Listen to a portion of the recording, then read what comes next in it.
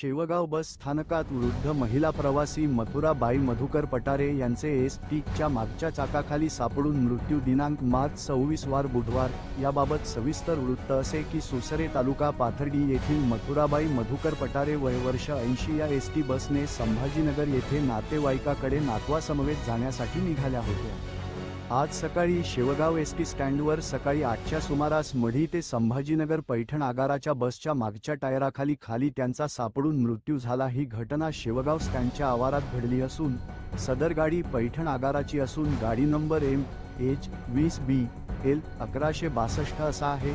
तरी सदरील चालकाचे नाव चालक हनुमंत गोवर्धन चव्हाण, वय 42, राहणार तागडगाव, तालुका शिरूर, कासार जिल्हा बीड येथील असून पुढील तपास शेवगाव पोलीस स्टेशनचे वरिष्ठ पोलीस निरीक्षक समाधान नागरे, पोलीस हवालदार अरविंद चव्हाण, पोलीस हवालदार आबासाहेब गोरे यांनी त्यांचा मृत्यूदेह सरकारी दवाखान्यात पोस्टमार्टमसाठी पाठवला व त्यानंतर अंत्यविधीसाठी नातेवाईकांच्या ताब्यात दिला. पत्रकार विजय मगर, शेवगाव.